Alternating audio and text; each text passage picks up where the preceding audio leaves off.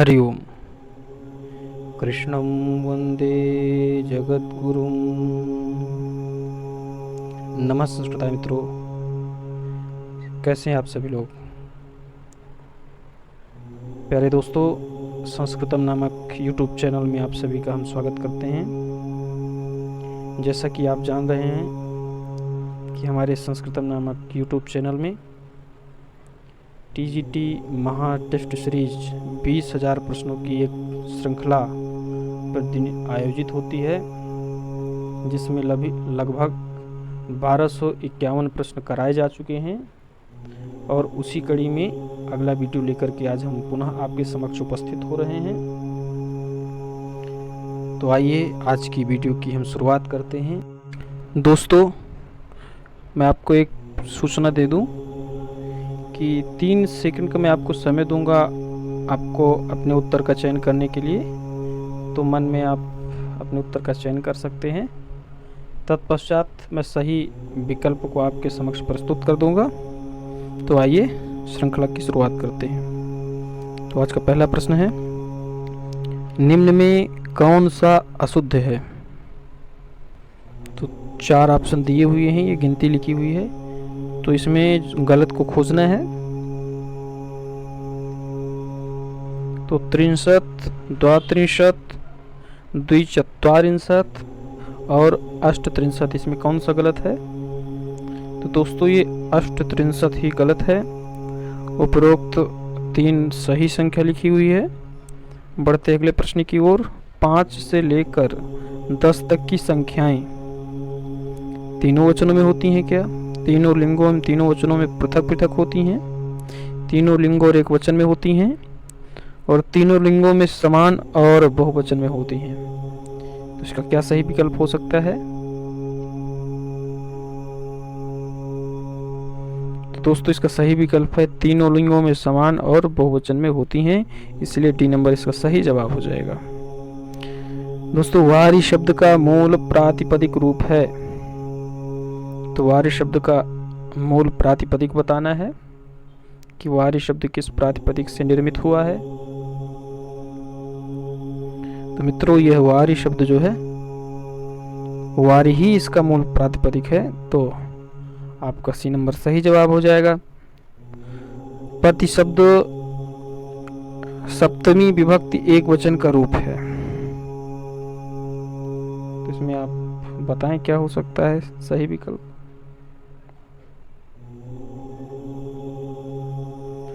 तो दोस्तों, पति शब्द का सप्तमी विभक्ति एक वचन का रूप पत्यु बनेगा, इसीलिए आपका बी नंबर बिल्कुल सही जवाब हो जाएगा। बढ़ते हैं हम अगले प्रश्न की ओर। अगला प्रश्न है, दधि षष्ठी विभक्ति बहुवचन का रूप है। तो बताएं इसका क्या हो सकता है। तो दोस्तों, इसका सही उत्तर हो जाएगा दधनाम। यह दधि शब्द का षष्ठी विभक्ति बहुवचन में रूप बनेगा दधनाम। तो आपका डी नंबर बिल्कुल सही जवाब हो जाता है। बढ़ते हैं अगले प्रश्न की ओर। अगला प्रश्न है, रम्यांतरः कमलिनी हरितई सरोभिः में छंद है। तो आपको छंद बताना है। उपरोक्त पंक्ति में कौन सा छंद दिया गया है, तो बताएं। तो दोस्तों, इसमें वसंत तिल का छंद है, उगता वसंत तिल का तब जा जगऊगा। तो बी नंबर बिल्कुल सही जवाब हो जाएगा। कर्तृत्व प्रत्यय का प्रयोग होता है, कहाँ पर होता है। कर्तृवाच्य में होता है, कर्मवाच्य में होता है, भाववाच्य में होता है। ये कर्म और कर्तृवाच्य में होता है। सही विकल्प का चयन करें। तो दोस्तों, कर्तृत्व प्रत्यय जो है कर्तृवाच्य में प्रयुक्त होता है, इसलिए आपका ए नंबर सही जवाब हो जाएगा। बढ़ते हैं हम अगले प्रश्न की ओर। ज्ञानम पद में है, क्या लिंगाधिक्य में प्रथमा हुई है, अनियत लिंग में प्रथमा हुई है, अलिंग में प्रथमा या नियत लिंग में प्रथमा हुई है। आपको यहाँ विभक्ति बताना है। तो दोस्तों, इसमें नियत लिंग में यहाँ पर प्रथमा हुई है ज्ञानम में, इसलिए आपका टी नंबर बिल्कुल सही जवाब हो जाएगा। यह कारक से संबंधित प्रश्न है प्रथमा विभक्ति से। तमप ग्रहणम में संधि का कौन सा सूत्र प्रयुक्त होता है। तो जब तम ग्रहण किया जाता है तो उसमें संधि का कौन सा सूत्र लगता है? तो दोस्तों इसमें झलाम जसोंते सूत्र लगता है, इसलिए आपका ये नंबर सही हो जाएगा। वृक भीति में समास है, तो बताइए वृक भीति में कौन सा समास है? तो दोस्तों वृक भीति में पंचमी तत्पुरुष है, इसलिए आपका सी नंबर सही जवाब हो जाता है। कार्षण पद बनता है, कार्षण पद किस प्रत्यय के योग से बना है, यह आपको बताना है। तो दोस्तों इसमें अण प्रत्यय हुआ है, कृष्ण से अण, इसलिए उधर जो है क्या कर रहा है, वृद्धि कर दिया, तो कार्षण बन गया है, इसलिए ये नंबर सही जवाब हो जाएगा। 16वीं बालिका जाती है, इसका अनुवाद क्या होगा? 16वीं बालिका जाती है।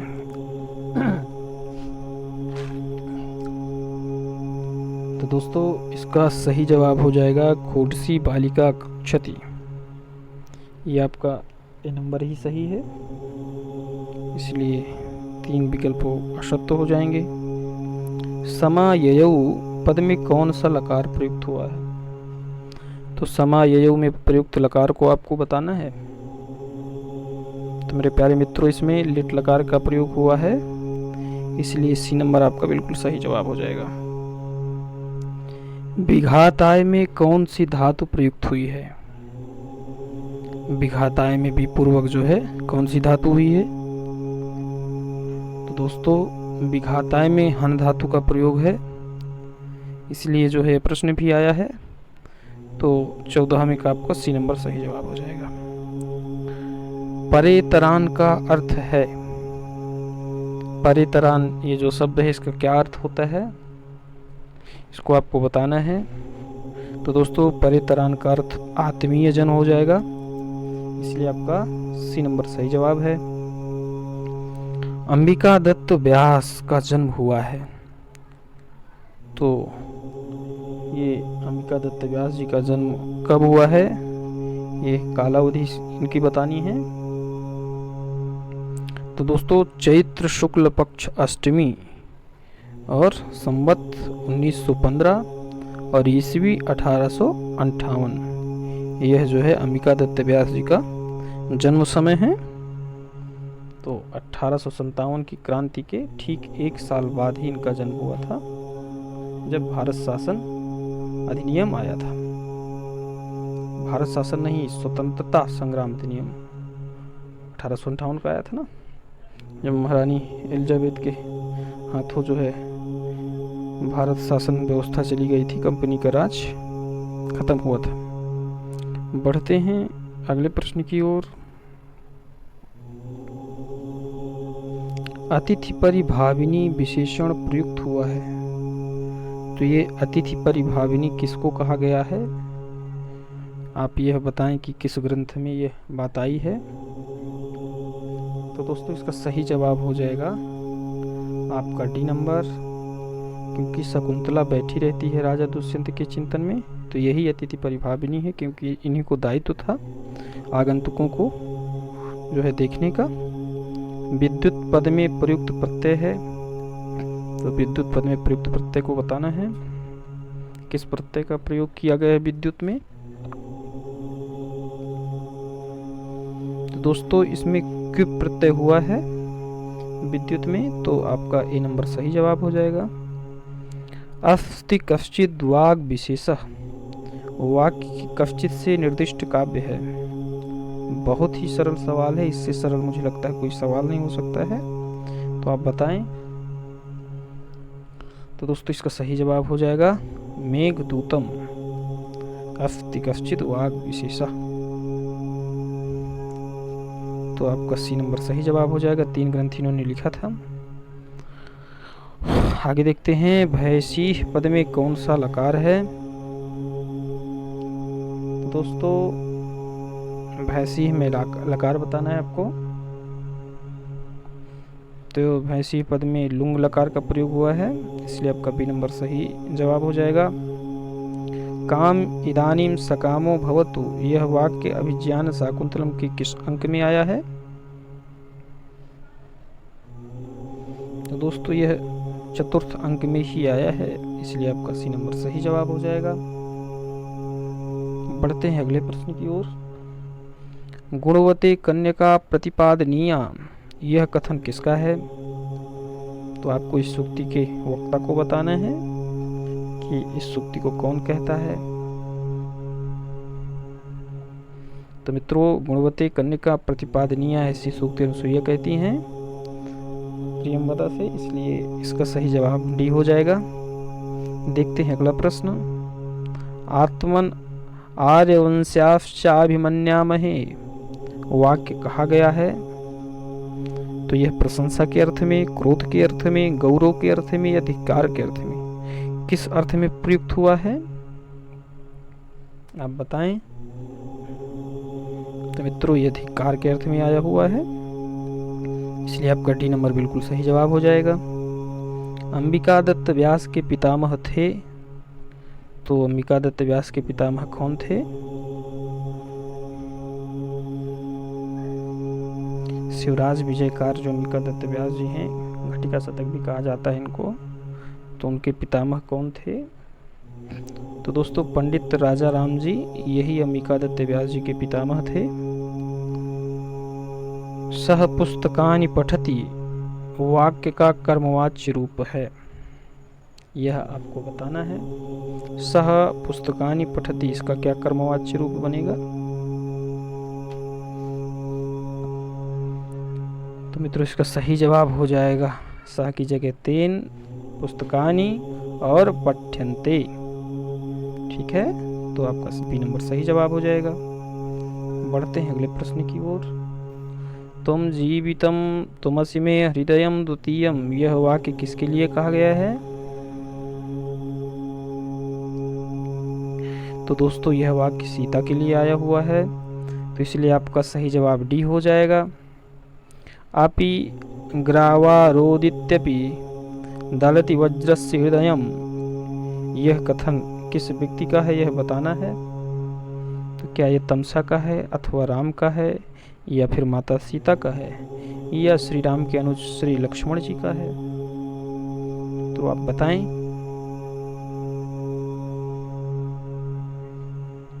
तो प्यारे बंधुओं, इसका सही जवाब हो जाएगा श्री लक्ष्मण जी इस कथन के वक्ता हैं। देखते हैं अगला प्रश्न। पदवाक्य प्रमाणज्य में प्रयुक्त वाक्य से तात्पर्य क्या है? तो पदवाक्य प्रमाणज्य में जो प्रयुक्त वाक्य है उससे क्या तात्पर्य है, यह आपको बताना है। थोड़ा सा स्तर वाला प्रश्न है। तो इस वाक्य शब्द से तात्पर्य यहाँ पर मीमांसा से है, इसलिए आपका बी नंबर सही जवाब हो जाएगा।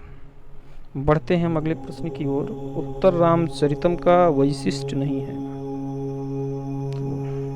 यह रचना विदूषक रहित है। इसके प्रारंभ एवं अंत में वाणी की स्तुति की गई है। सप्तम अंक में गर्भांक योजना है, अथवा तृतीय अंक में संकीर्ण विस्कंभक का प्रयोग है। तो बताएं यह विशेषता या वैशिष्ट, वैशिष्ट से मतलब यहाँ तात्पर्य यह है कि यह विशेषता उत्तर रामचरित में नहीं है। ठीक है ना? तो ऐसी कौन सी विशेषता यहाँ पर दी गई है जो उत्तर रामचरित में नहीं मिलती है? ठीक है, उत्तर रामचरित के लिए कौन सी बात यहाँ गलत कही गई है, ये भाव है। तो आप बताएं। तो तृतीय अंक में संकीर्ण विस्कंभक का प्रयोग है, ये बात गलत है। बाकी उपरोक्त तीन बातें सत्य हैं। देखते हैं अगला प्रश्न। प्रवक्तुम इच्छन्ति मृषा हितैषिणः में हितैषिणः पद से निर्दिष्ट है। तो दोस्तों इसमें हितैषिणः पद से क्या निर्दिष्ट होता है, यह आप बताने का प्रयास करें। तो इसका सही जवाब हो जाएगा वनीश्वर, हितैषिणः पद से इंगित हो रहा है, तो इसका सी नंबर सही जवाब हो जाएगा। भवतु भवति क्षम्यताम भवति हृदयदाहि शल्यतुल्यो विपाकः सूक्ति वाक्य उद्धृत है। कहाँ से यह लिया गया है, किस ग्रंथ से? तो दोस्तों यह नीति सतिकम से लिया गया सूक्ति वाक्य है। इसका सी नंबर सही जवाब हो जाएगा। शिशुपाल वधम का प्रतिनायक कौन है? तो शिशुपाल वधम का जो प्रतिनायक है दोस्तों वह खुद शिशुपाल है, इसलिए बी नंबर आपका सही जवाब हो जाएगा। प्रवृत्तिसाराः खलु मादृशाम गिरः, यहाँ मादृशाम पद से किसका संकेत है?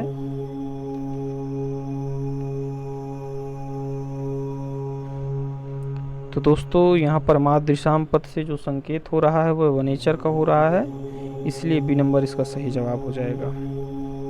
मित्रों, यदि आपने हमारे चैनल को सब्सक्राइब किया है तो ठीक है, नहीं किया है तो कर लीजिए, और यदि इच्छा नहीं है तो फिर आप देख सकते हैं।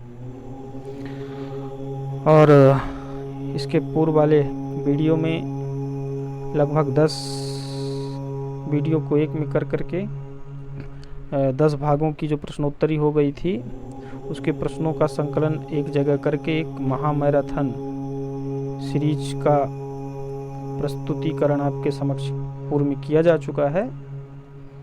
तो यदि आपने उसको नहीं देखा है तो उसको ज़रूर देखिए, क्योंकि उससे बहुत ज़्यादा लाभ होने वाला है। उसमें लगभग 1251 प्रश्नों का संग्रह है। तो यदि आप लगभग 10 वीडियो नहीं देख रहे हैं और एक ही समय में देखना चाहते हैं तो लगभग 4 साढ़े 4 घंटे में 1251 प्रश्न एक जगह आपको मिल जाएंगे। तो उस वीडियो को देखने के बाद और इस वीडियो को देखने के बाद लगभग जितनी भी टीजीटी की अभी तक टेस्ट सीरीज हुई है सबको आप देख लेंगे, तो उसका लाभ आप अवश्य लें। और हमारे जो रेगुलर छात्र भाई हैं तो वो तो इसका आनंद ले ही रहे हैं। तो नए मित्रों के लिए हमारी छोटी सी सूचना थी। बढ़ते हैं हम अगले प्रश्न की ओर। अमुस्याः पद का प्रातिपदिक रूप है। तो अमुस्याः जैसे कोई भी शब्द बनता है तो या तो प्रातिपदिक होता है या तो मूल धातु होती है। तो प्रातिपदिक के साथ प्रत्यय लगते हैं और धातु के साथ लगते हैं। तो धातु के साथ तो आपके कृत प्रत्यय लगेंगे, तिंग प्रत्यय लगेंगे, तो प्रातिपदिक के साथ तद्धित प्रत्यय लगते हैं। तो यहाँ पर बताना है कि प्रातिपदिक क्या है इसमें अमुस्याः में। तो मित्रों इसमें आदर्श प्रातिपदिक है।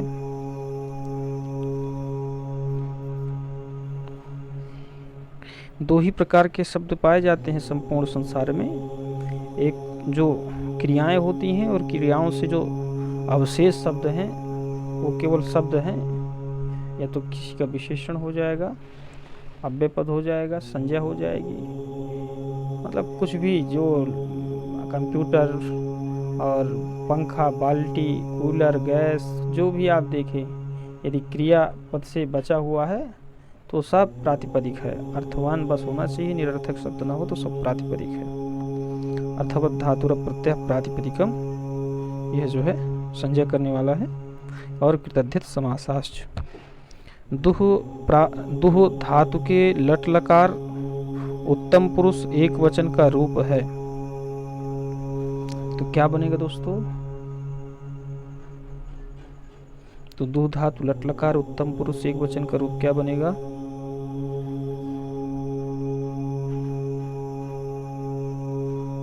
तो दोहमी बन जाएगा आपका। तो डी नंबर आपका बिल्कुल सही जवाब है। क्री धातु पढ़ी गई है।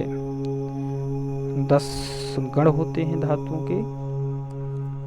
तो धातु पाठ देखिए, गण पाठ, धातु पाठ, सूत्र पाठ, गुणादि पाठ और लिंगानुशासन ये पंचांग व्याकरण में आते हैं दोस्तों। तो उसी में धातु पाठ जो किया है महर्षि पाणिनि ने, जिसमें लगभग 1930 धातुएं हैं और संपूर्ण यदि कहें तो लगभग 2000 हैं, लेकिन कुछ धातुओं की आवृत्ति भी हुई है। तो उनको यदि छोड़ दिया जाए तो शेष बची धातु लगभग 1930 हैं। तो उन्हीं धातुओं को 10 भागों में विभाजित किया गया है, तो गण बनाए गए हैं, जिनमें से सिद्धि से संबंधित सारी प्रक्रिया एक गण में लगभग समान चलती है। इसी के आधार पर उनको बांटा गया है। तो उन्हीं गणों को पूछ रहा है कि जो क्री धातु है, तो 10 गण बनाए गए, तो ये किस गण में आती है? गण मतलब विभाग, तो विभाग मतलब भाग, 10 भाग कर दिए जाएं, 10 कमरों में सारी धातुओं को रख दिया जाए, ये भाव है।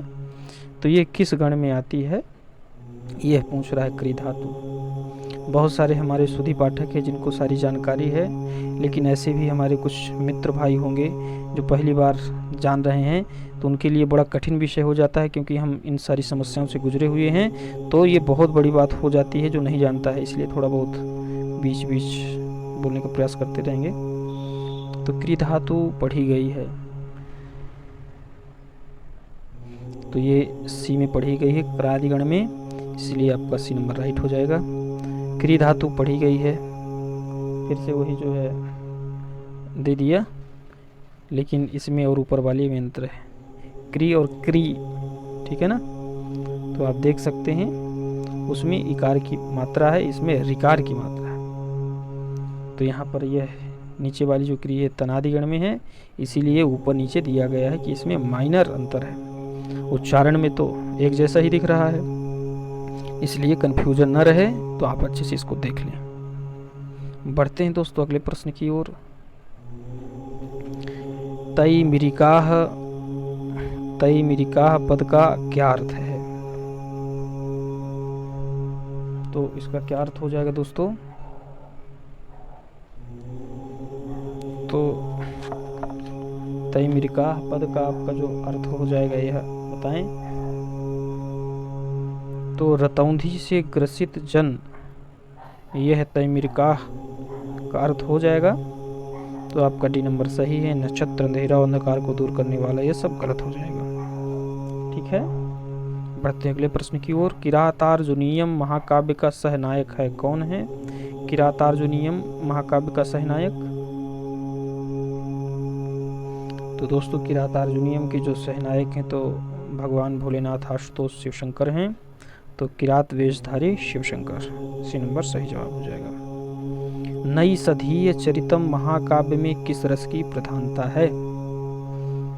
तो बृहत्त्रयी में गणित 22 सर्गों में श्रीहर्ष द्वारा रचित जो ग्रंथ है नई सधीय चरितम महाकाव्य, इसमें किस रस की प्रधानता है यह आपको बताना है। तो निश्चित ही इसमें जो है श्रृंगार रस है, इसलिए आपका टी नंबर बिल्कुल सही हो जाएगा। अधिकतर महाकाव्य श्रृंगार और वीर रस में होया करते हैं। राज्य विष विकार तंद्रा प्रदा राजलक्ष्मी ही कथन उद्धृत है। तो आप बताएं कि यह सूक्ति किस ग्रंथ से उद्धृत है, यह वाक्य कहाँ से लिया गया है? तो मित्रों कादंबरी में शुकनाशोपदेश से यह लिया गया है दृष्टांत।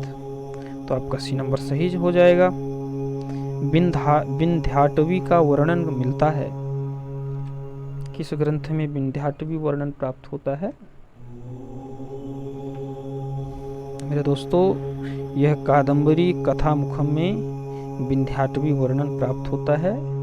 राजा शूद्रक से शुक जो है इसका वर्णन करता है, बड़ा अभिहंगम वर्णन करता है कादंबरी के जंगलों का, देवियों के साथ वो उनको जो है सादृश्य दिखाने का पूरा वर्णन है उसमें। कादंबरी शब्द का अर्थ है, कादंबरी ये जो शब्द है इसका क्या अर्थ है, शब्दार्थ क्या है कादंबरी का?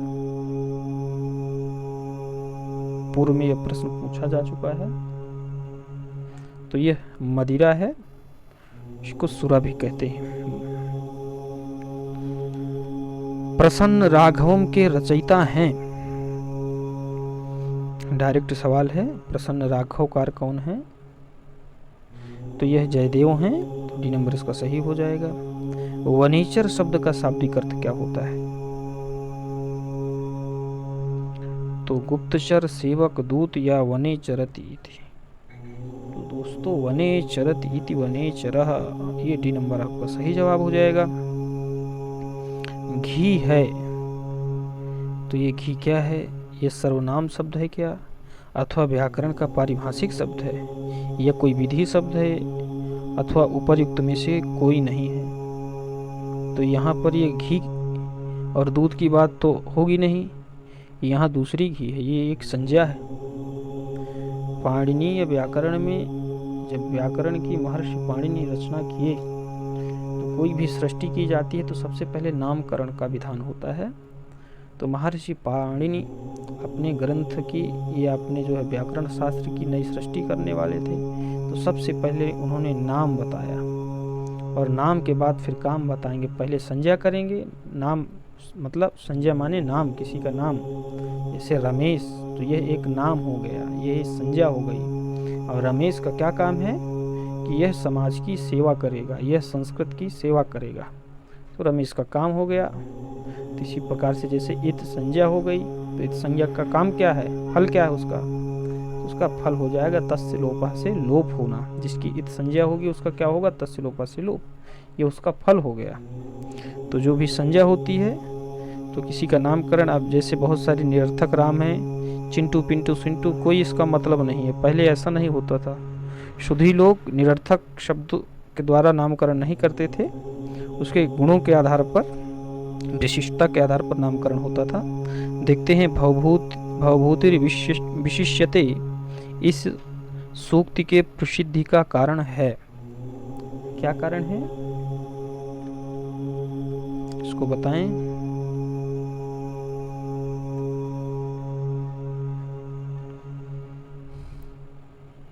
उत्तर रामचरितम, इसी के कारण जो है भवभूतिर विशिष्यते, ठीक है ना। देखते हैं अगला प्रश्न। अभिज्ञानाभरण दर्शनेन सापो निवर्तिष्यत, यह वास्तविक उक्ति है। किसकी उक्ति है इसको बताना है आपको। तो यह दुर्वासा की उक्ति है, इसलिए डी नंबर सही जवाब हो जाएगा। दोस्तों कुछ लोगों की शिकायत थी कि आप बहुत जल्दी जल्दी प्रश्नों को पढ़ते हैं, वीडियो को तेज ज़्यादा हो रहा है, तो इसलिए आज वीडियो को थोड़ा धीमा करने का प्रयास किया जा रहा है और बीच बीच में कहीं कहीं पर थोड़ा बहुत व्याख्या, उससे संबंधित तथ्यों को भी निर्दिष्ट करने का प्रयास किया जा रहा है। ज़्यादा तो नहीं हो पा रही व्याख्या। हाँ, एक बात हो सकती है कि यदि आप लोग चाह रहे हैं कि एक अलग से किसी विषय को लेकर या व्याख्या को लेकर के कोई अलग से क्लास चलाई जाए, तो उस पर विचार किया जा सकता है, जैसे व्याकरण इत्यादि, तो उस पर क्लास हो सकती है। जैसे सूक्तियों की क्लास हो जाएगी, पूरा एक ही वीडियो में सारी सूक्तियाँ आ जाएं, या व्याकरण की टिप्पणी आ जाए, या शब्दार्थ की पूरी एक सीरीज आ जाए, तो ऐसा कुछ हो सकता है।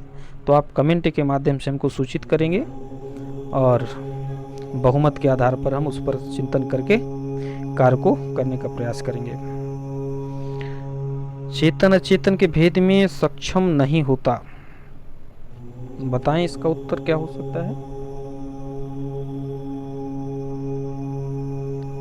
तो इसका सही जवाब हो जाएगा कामार्थ। निकट भविष्य में हमारी बड़ी आंतरिक इच्छा हो रही है कि एक दो रेगुलर क्लास आपको हम प्रोवाइड करें, जो ब्लैक बोर्ड में किसी विषय को लेकर के हो और उसका गहनतम अध्ययन कराएं। तो कमेंट के माध्यम से आप भी अपनी इच्छाओं को शेयर कर सकते हैं कि आप चाहते हैं। पत्रलेखा नामक स्त्री पात्र का उल्लेख प्राप्त होता है किस ग्रंथ में। तो दोस्तों यह कादंबरी में प्राप्त होता है, तो सी नंबर सही जवाब हो जाएगा। टेढ़ी भौहों वाली नदी है, तो ऐसी कौन सी नदी है जिसको टेढ़ी भौहों वाली कहा गया है। आज का आप 51वां प्रश्न देख रहे हैं, 50 आपके पूरे हो गए हैं। तो इसका सही जवाब आपको हो जाएगा वेत्रवती नदी, टेढ़ी भौहों वाली नदी की संज्ञा प्राप्त की है।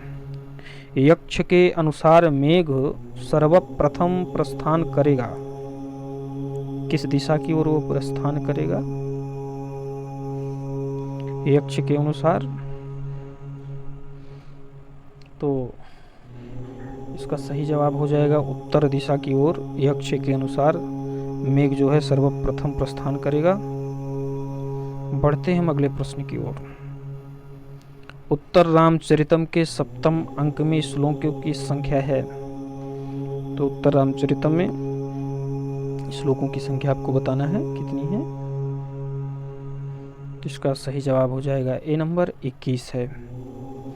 देखते हैं अगला प्रश्न। आई कठोर यशा किल ते प्रियम, यह वाक्य है।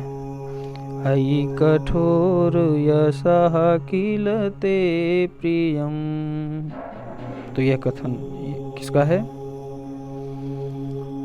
तो दोस्तों यह वासंती का कथन है, इसलिए डी नंबर आपका सही जवाब है। करुणस्य मूर्तिरथवा शरीरिणी, किसके लिए प्रयुक्त है, बताएं आप। तो यह माता सीता के लिए प्रयुक्त हुआ है, इसलिए बी नंबर सही जवाब है। इसमें सुमेलित नहीं है। 3 जो ऑप्शन दिए हैं तो 3 सही हैं, 1 गलत है, तो उसी गलत को आपको खोजना है कि कौन सा इसमें गलत है, तो बताएं।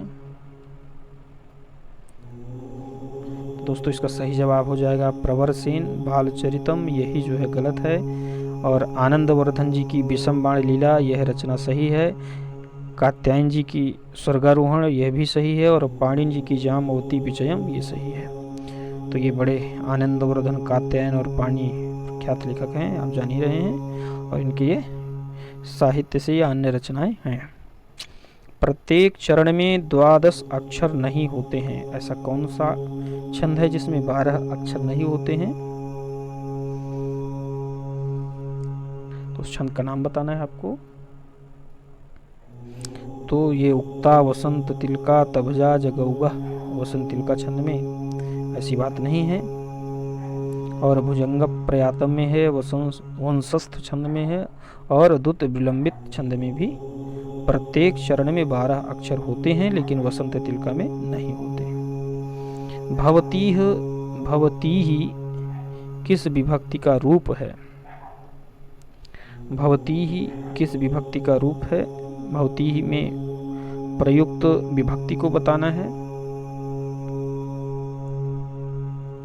तो इसमें द्वितीय विभक्ति का प्रयोग हुआ है, इसलिए आपका बी नंबर सही जवाब हो जाएगा। शुद्ध नहीं है, तो बताएं इसमें कौन अशुद्ध है, ऐसा पूछ रहा है थोड़ा सा घुमा करके। वही वाक्य न्याय की भाषा में समझ सकते हैं, कह रहा है तो संगठनम, यह जो है शुद्ध नहीं है। सन्यासी पुल्लिंग और जो है पुल्लिंग, ये आपके शुद्ध हो जाएंगे, बाकी ये संगठनम ये शुद्ध नहीं है। आगे देखते हैं, शुद्ध है इसमें कौन सा सही है, यह बताना है, उसको बताएं आप। तो दोस्तों इसमें चंचूह, यह जो लिखा हुआ है यह शुद्ध है, बाकी पंपा, गंगा, सामता, यह सब अशुद्ध है। मनवंतर का संधि विच्छेद रूप होगा, मनवंतर का संधि विच्छेद बताना है। इसका सही जवाब हो जाएगा मनुधन अंतरः बराबर मनवंतरः, डी नंबर सही जवाब है। आप इसमें बता सकते हैं कि कौन सी संधि है। तो यहाँ पर देखें उकोआ हो रहा है, तो ऐसी कौन सी संधि दोस्तों, यण संधि है, ठीक है। तत् धन मात्रम का संधि रूप होगा, तो तत् धन मात्रम का संधि रूप क्या होगा, तत्मात्रम में संधि करने से बनने वाला रूप क्या है, तो इसका तन्मात्रम, डी नंबर सही जवाब हो जाएगा। लोट लकार का रूप नहीं है, ऐसा कौन सा इसमें रूप है जो लोट लकार का नहीं है। छिंधी, भिंधी, कर्तय, भुनक्षी, तो बताएं। इसमें जो भुनक्षी है यह लोट लकार से संबंधित नहीं है, और छिंधी, भिंधी और कर्तय यह लोट लकार से संबंधित रूप हैं। सुप्तः पद का मूल प्रातिपदिक रूप है, सुप्तः जो पद है प्रातिपदिक से ही पद निर्मित होते हैं प्रत्यय करके, तो प्रातिपदिक इसमें बताना है कि सुप्तः में जो है कौन सा प्रातिपदिक है। तो दोस्तों इसका सही जवाब आपका हो जाएगा सी नंबर, स्वप प्रातिपदिक से सुप्तः निर्मित होता है। सी धन सानच से बनने वाला रूप है, तो ऐसा कौन सा शब्द निर्मित होगा जो सानच प्रत्यय किया जाए सी से, तो इसमें सयानह बनेगा, इसलिए आपका बी नंबर सही जवाब हो जाएगा। सही वाक्य है, इसमें सही वाक्य का खोजना है। तो आवाम पठाम अध्ययनस्य हेतु काश्याम तिष्ठति मातुः स्मरति और शिष्य क्षम्यताम गुरु शिष्यम क्रुध्यति। 4 वाक्य दिए गए हैं, इनमें से सही का चयन करना है। तो दोस्तों इसका सही जवाब हो जाएगा मातुः स्मरति। यह है आपके कारक के उदाहरण में दिया गया है और उसी से ले लिया गया है। नम धातु लिट लकार उत्तम पुरुष एक वचन का रूप है। तो नम धातु से लिट लकार उत्तम पुरुष एक वचन में क्या रूप बनेगा?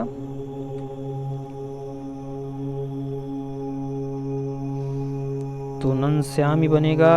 आपका सी नंबर सही जवाब हो जाएगा। दृक्षति किस धातु के लिट लकार प्रथम पुरुष एक वचन का रूप है? तो दृक्षति में जो है आपको धातु बताना है। तो इसका सही जवाब हो जाएगा बी नंबर, दृश्य धातु है इसमें। पढ़ते हैं मित्रों अगले प्रश्न की ओर। स्वर संधि में अय होगा। स्वर संधि में आपका ए धन आ, तो ये इसका सही जवाब हो जाएगा, इसलिए ए नंबर इसका राइट आंसर है। बढ़ते हैं अगले प्रश्न की ओर। शशि शेखर में समास है। तो शशि शेखर में आपको समास बताना है।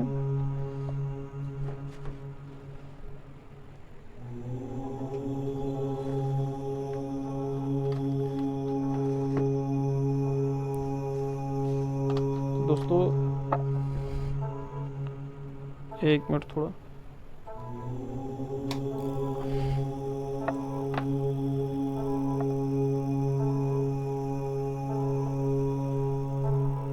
हाँ, क्या प्रश्न था? शशि शेखर में समास है।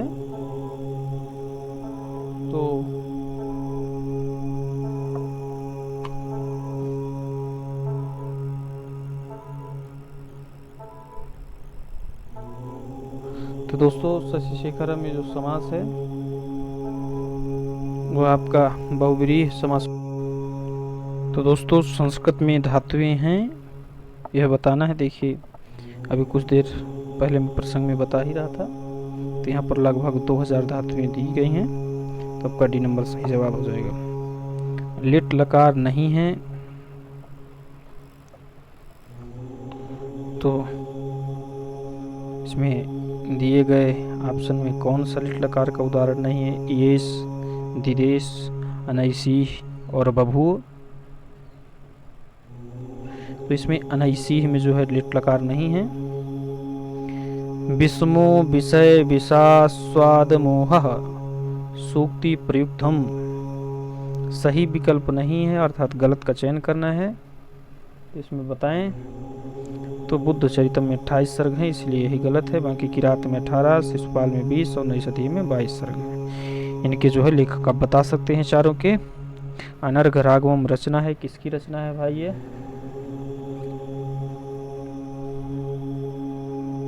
तो ये अनर्घ राघवम मुरारी की रचना है, तो आपका ये नंबर सही जवाब हो जाएगा।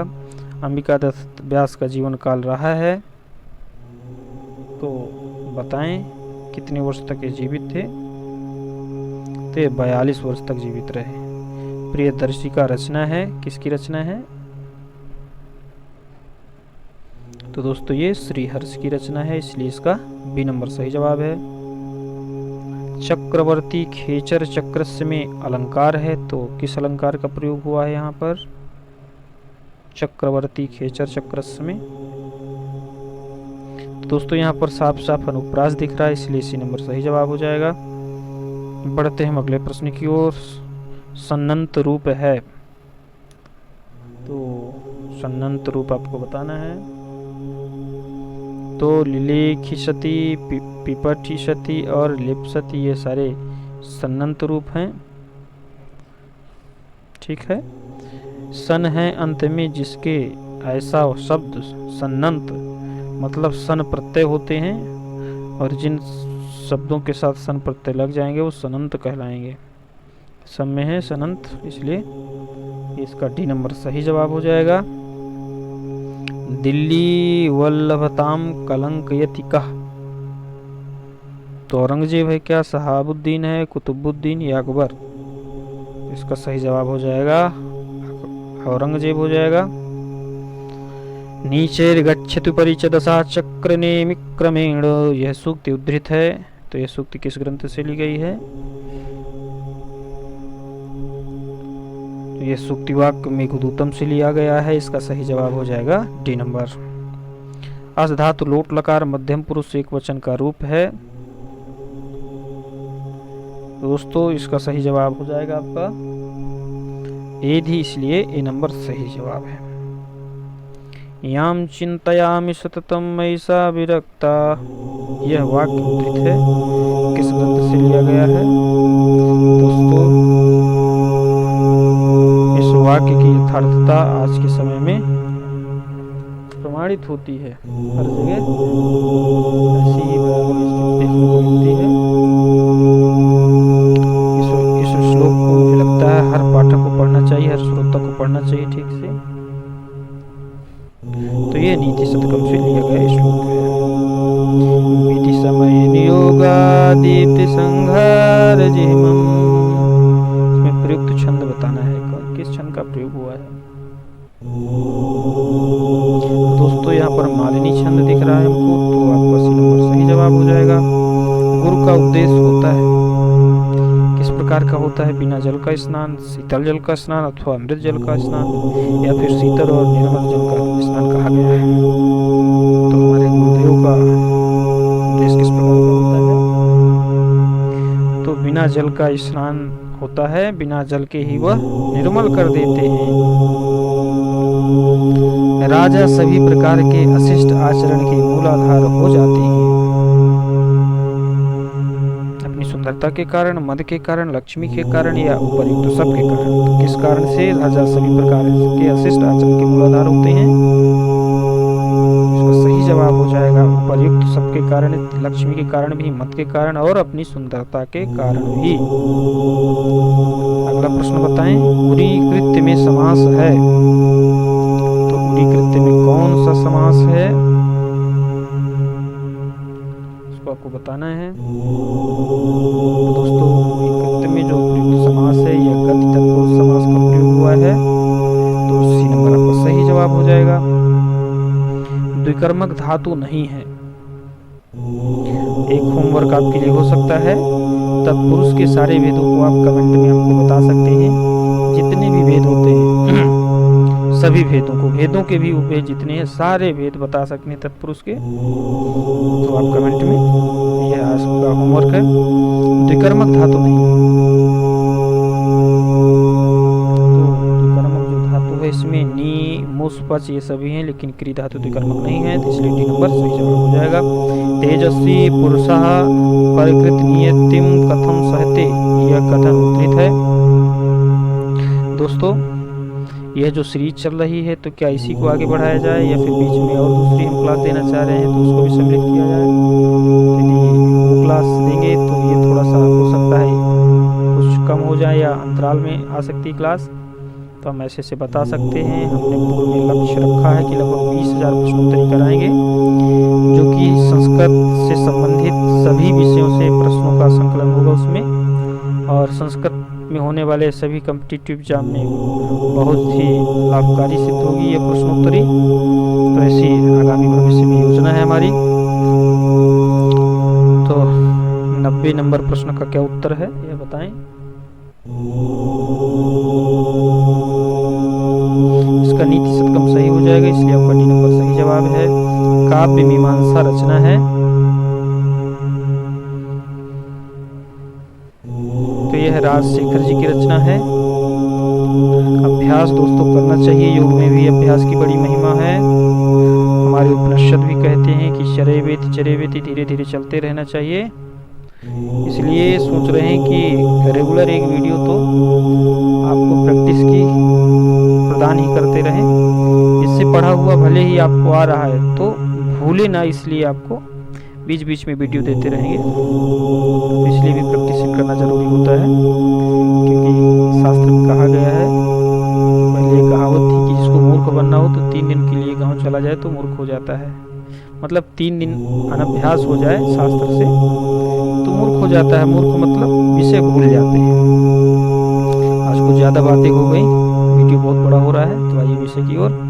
मेघ के गरजने से डर जाएंगी। कौन डरेगी भाई? बगुलियाँ, शत्रु की पत्नियाँ अथवा चातके या फिर दशाण प्रदेश की स्त्रियां।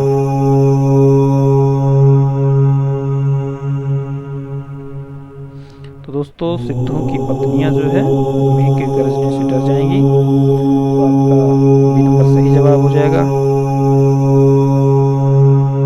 महाप्राण की ध्वनियां हैं। कितनी ध्वनियां हैं?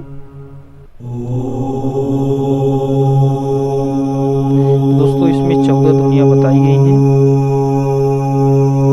सायंतनम पद में प्रयुक्त प्रत्यय है, तो इसमें किस प्रत्यय का प्रयोग किया गया है? तो दोस्तों इसमें ट्युल प्रत्यय का प्रयोग है। रामायण से संबद्ध कृति नहीं है, तो ऐसी कौन सी कृति है जो रामायण से संबंधित नहीं है? तो ऐसी कृति है वेली संहार, इसलिए डी नंबर सही जवाब हो जाएगा। जगध्वा में प्रकृति प्रत्यय है, तो जगध्वा में किस धातु और प्रत्यय का प्रयोग हुआ है? तो इसमें अर्ध धातु से अक्का प्रत्यय हुआ है। अब अर्ध धातु किस गण की है यह आप बता सकते हैं। इसकी क्या पहचान है? शिव की स्तुति की गई है, तो बताएं। अभिज्ञान शाकुंतलम के गांधी पाठ में की गई है क्या, अथवा अभिज्ञान शाकुंतलम के भरत वाक्य में, या फिर दोनों स्थल में, या फिर कहीं? तो यह दोनों स्थल में की गई है। ठीक है।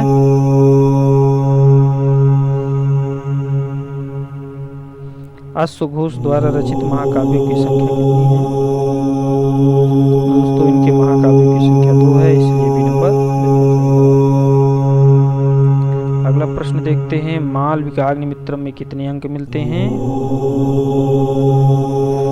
कमेंट बॉक्स में बता सकते हैं कि ये किसकी रचना है।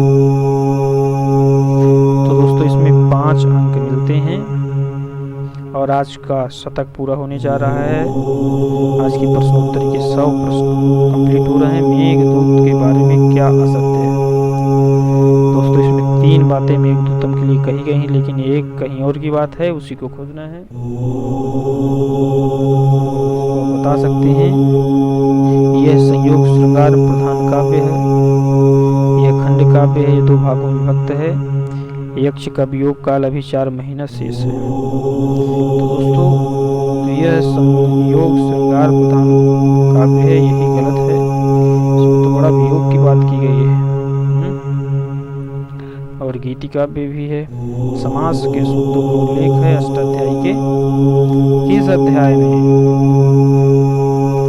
तो 8 अध्याय में। किस अध्याय में समास की चर्चा आई है?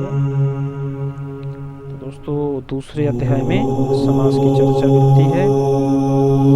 लघु सिद्धांत कौमुदी के अनुसार समास के भेद हैं। समासः पंचधा। आपका बी नंबर सही हो जाएगा। इसका 5 भेद हैं।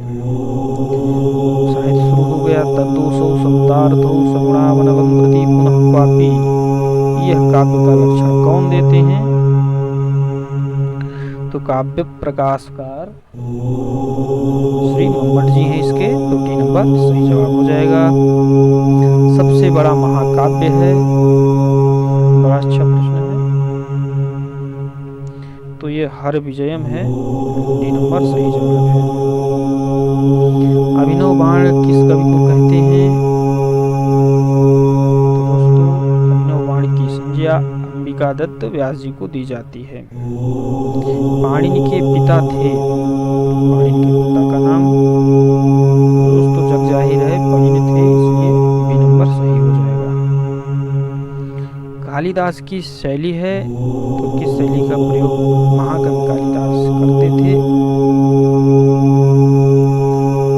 दोस्तों महाकवि कालिदास की जो शैली है तो वह वैदर्भी है, इसलिए आपका बी नंबर सही जवाब है। अजागरीह की व्याकरणात्मक टिप्पणी लिखना है। तो अजागरीह कैसे बना है उसको आपको बताना है। ध्यान से आप पढ़ें फिर बताएं। तो इसमें जागरी इसे लुंग लकार मध्यम पुरुष एक वचन में अजागरी बनेगा। जागरी धातु से लुंग लकार में मध्यम पुरुष एक वचन का प्रत्यय लगा करके अजागरी यह रूप यह क्रिया निर्मित होगी। भवभूति का गोत्र था, महाकवि भवभूति का गोत्र बताना है। तो दोस्तों यह कश्यप गोत्रीय थे, इसलिए सी नंबर सही हो जाएगा। भवभूति कश्यप गोत्रीय थे। श्रृंगार रस के देवता कौन है? बड़ा अच्छा प्रश्न। सभी के चेहरे में इससे प्रसन्नता आ गई होगी। तो श्रृंगार रस के देवता है कौन है? तो यहाँ पर श्रृंगार रस के देवता कौन है? तो भगवान विष्णु हैं। तो ए नंबर इसका सही हो जाएगा।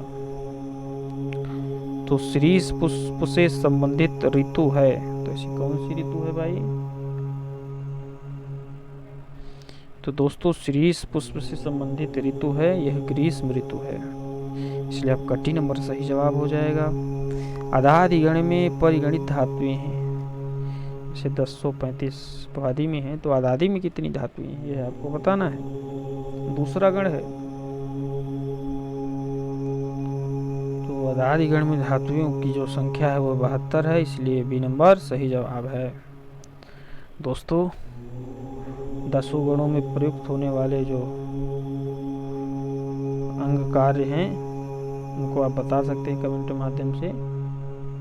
सब इत्यादि सूत्र के प्रकार हैं, सूत्र कितने प्रकार के होते हैं, बीच में लगने वाले जो विकर्ण है 10 गणों को उनको आप कमेंट में बता सकते हैं। अब अगला प्रश्न है सूत्र के प्रकार, कितने प्रकार के सूत्र हैं? तो सूत्र जो है 6 प्रकार के हैं। संज्ञा चा परिभाषा चा विधिर नियम एव चा अतिदेशो अधिकारस्य षड्विधम सूत्रमुच्यते। प्रकृत्यादि बोधक शब्दों के योग में होती है, तो कौन सी विभक्ति होती है प्रकृत्यादि बोधक शब्दों के योग में? तो दोस्तों इसमें तृतीय विभक्ति का प्रयोग होता है, इसलिए आपका ये नंबर सही जवाब है। हेतु मद भूतकाल के लिए प्रयुक्त लकार है, इसके लिए लिंग लकार का प्रयोग होता है, इसलिए नंबर सही जवाब हो जाएगा। सुकनास की पत्नी का क्या नाम था? तो दोस्तों यह प्रश्न कादम्बरी से है। तो सुकनास की पत्नी का नाम मनोरमा था। आप इनके पुत्र का नाम बता सकते हैं। देखते हैं अगला प्रश्न। पुरु की माता कौन थी? तो पुरु की माता को आपको बताना है कि कौन थी। तो दोस्तों पुरु जो है ययाति और शर्मिष्ठा का पुत्र है, इसलिए पुरु की माता शर्मिष्ठा और पिता ययाति हैं। भारवेर अर्थ गौरवम, भारवे अर्थ गौरवम, यह कथन किसने कहा है? तो दोस्तों यह कथन है उद्भट का, इसलिए डी नंबर सही जवाब है। पाणिनि का संबंध है, कहाँ के निवासी थे पाणिनि यह इसमें पूछ रहा है। तो सालातुरीय इनको कहा गया, सालातुर ग्राम के निवासी थे। प्रीतिकूट ग्राम से संबंधित कवि हैं, तो प्रीतकूटवासी कौन है? तो इसमें बाण भट्ट ही हैं प्रीतकूट के निवासी, इसलिए बी नंबर सही जवाब हो जाएगा। कौन सा पद नपुंसक लिंग का नहीं है? 3 ऐसे शब्द हैं नपुंसक लिंग के और एक नहीं है, उस नहीं को ही खोजना है। तो दोस्तों इसमें जो निधि शब्द है ये नपुंसक लिंग का नहीं है। नाम, वारी और दधि शब्द ये नपुंसक लिंगी शब्द हैं। आपह पद किस विभक्ति का है? आपह पद में प्रयुक्त विभक्ति बताना है। तो दोस्तों आपह पद में प्रथमा का बहुवचन है, प्रथमा विभक्ति और बहुवचन का प्रयोग हुआ है। देखते हैं अगला प्रश्न। कश्मीर से संबंधित नहीं है, तो ऐसे कौन महोदय हैं जो कश्मीर से संबंधित नहीं है, बड़े विद्वान हुए हैं यहाँ से? तो उपर्युक्त में से कोई नहीं, इसलिए इसका डी नंबर आपका सही जवाब हो जाएगा। भवभूति, दंडी और भारवी ये कोई भी कश्मीरी नहीं है। एक शब्द का रूप चलता है पुल्लिंग में, स्त्रीलिंग में, नपुंसकलिंग में या सभी लिंगों में। तो एक शब्द, एक जो शब्द है उसका रूप किसमें चलता है? पुल्लिंग में चलता है क्या, स्त्री अथवा नपुंसक या सभी लिंगों में? तो बताएं। तो भाई जो एक शब्द है इसका रूप चलता है सभी लिंगों में। एक पुल्लिंग में भी चलेगा, स्त्रीलिंग में, नपुंसकलिंग में, अर्थात तीनों लिंगों में इसके रूप चलेंगे। और आज का आपका अंतिम प्रश्न है, कवि और गुरु, इसको मिलान करना है। किस कवि के कौन गुरु हुए हैं? तो बताएं दोस्तों। बाण के गुरु भरभु और वरदराज के भट्टोजी दीक्षित और आपके भवभूति की जो है ज्ञान निधि और भर्तृहरि के गोरखनाथ। ठीक है, तो आपका सही जवाब हो जाएगा डी नंबर। तो आज की